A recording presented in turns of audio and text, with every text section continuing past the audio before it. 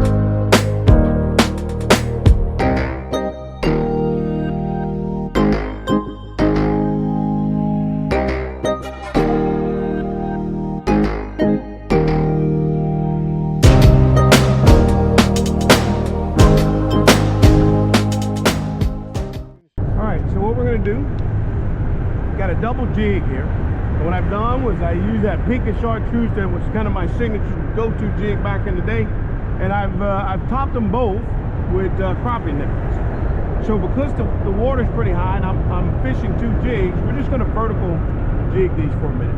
We're going to see if we can find some hanging out on the outside of these pylons. So I'm just going to drop it all the way to the bottom. Just let it drop all the way to the bottom. We were talking about the fall. It's going to fall much faster. Now the good thing is you can see how my line's going. That current is pretty stiff. So the current's actually going to pull it underneath the pylons a bit for me. And I'm just going to let it work. And we'll see what happens. All right, so now it just hit bottom. You can see the line is going slack. It's either at the bottom or I got a nice crappie. Either way, I think we're into fishing. So now, if I can get all the little knots out of my line, all I do is I just have a slow retrieve, just a little bit of movement. And I bring it up off the bottom. As you can see here, barely cranking it, barely moving. This allows me again to try to keep it in the strike zone, but also with those 2 jigs, I get to fish 2 different depths. So if I pass, or if the crappie allow the first one to pass, I got the bottom jig to catch it. Now sometimes when you feel that bite at that depth, it's best to just stop your jig and let it sit idle. You'd be surprised how sometimes they'll just come up, look at it for a while, and then they'll take it. There we go. Here's a nice one. Here's a nice one. That's a nice fish. That's a nice respectable fish right there.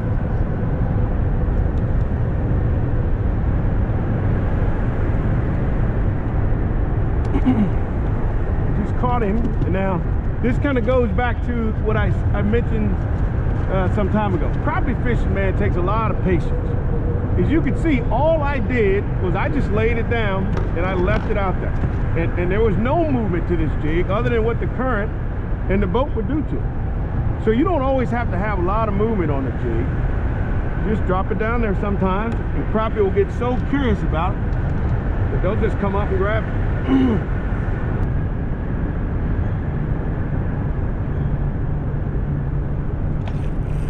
There he is.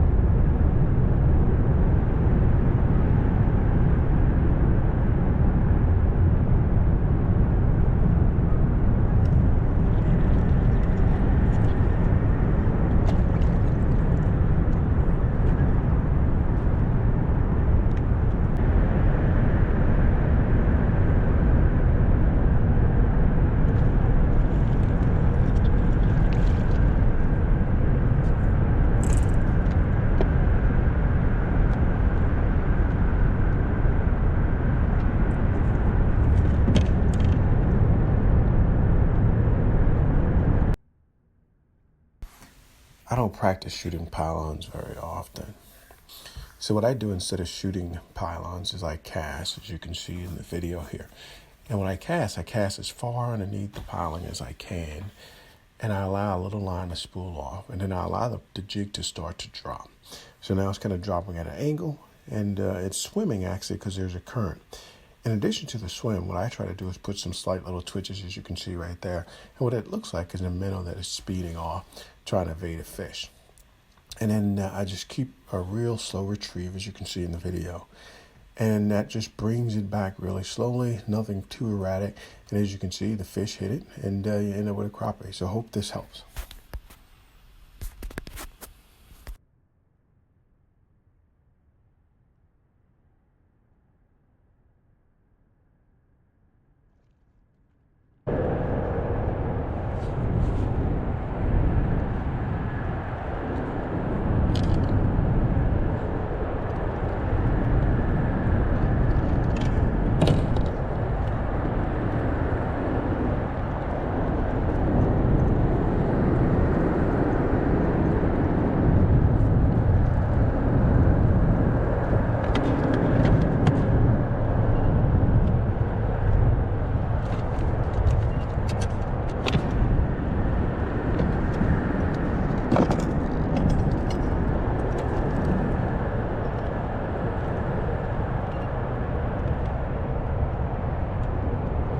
Caught me a double. So I'm going to show you guys what we got on the screen. It's a school of fish. Some of them are crappie, some of them are probably catfish and other stuff. So I knew this was a big one when he hit. I didn't have the camera on. I hadn't been catching anything for about past 40 minutes, so I turned the camera off. But man, I felt him. He nailed it. Nice fish. Very nice fish. Get a measurement on him. See, great hook set right in the roof of the mouth. Great hook set, great fish. Let's get a measurement on him.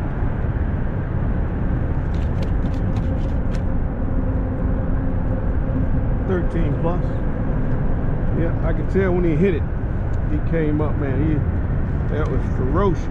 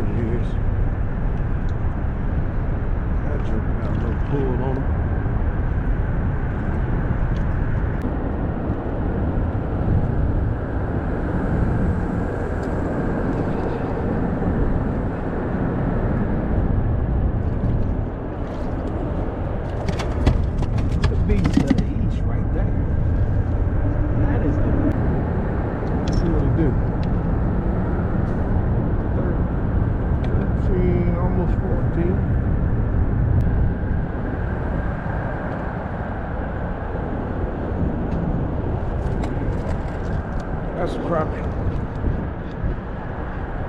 That's a crappie. That's a nice one too. That's a nice one, boy.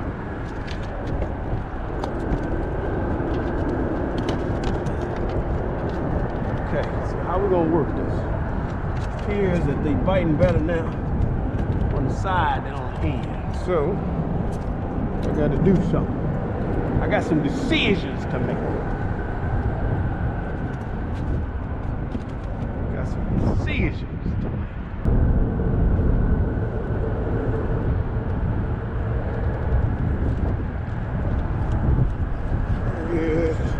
There he is.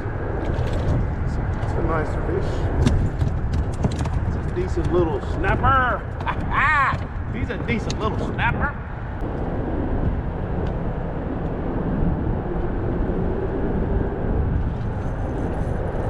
There he is. That's a nice one. That's a nice one.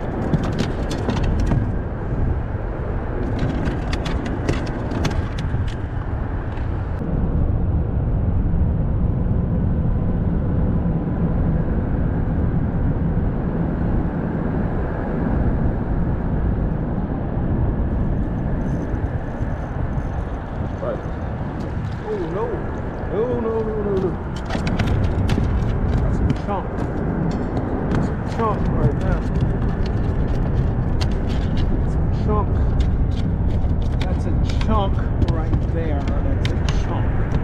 He's a chunk. Such a chunk that I thought he was a striper.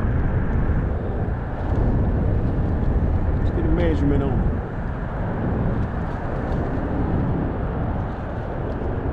Solid 14. Can't get no 15. Just caught this big fella off camera here. Nice thick one. Not long, but it's thick.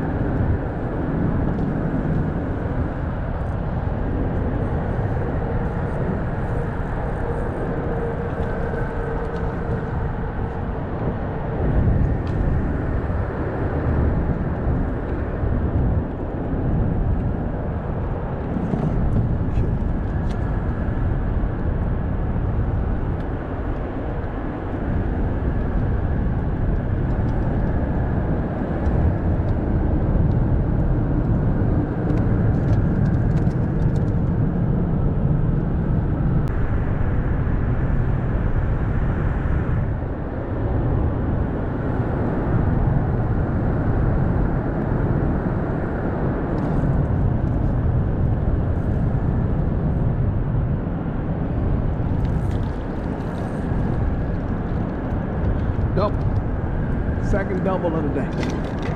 Good. These fish are tearing it up.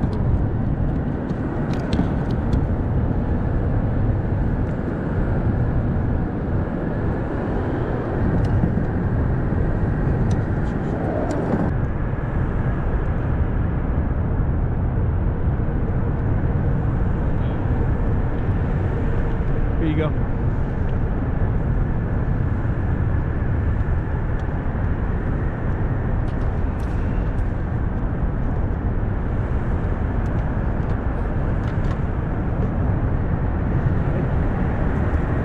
Yeah, I was catching them 2 at a time.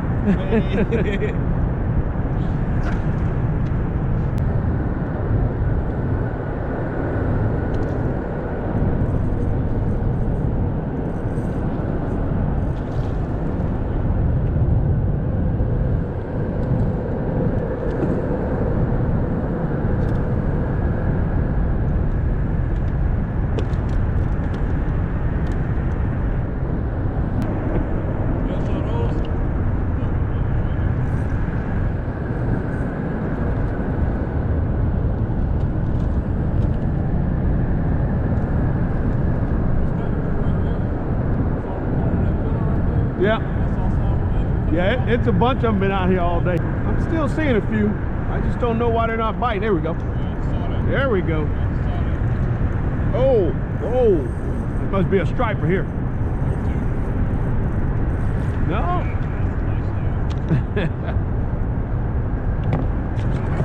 Thought it was a striper, he was pulling so hard.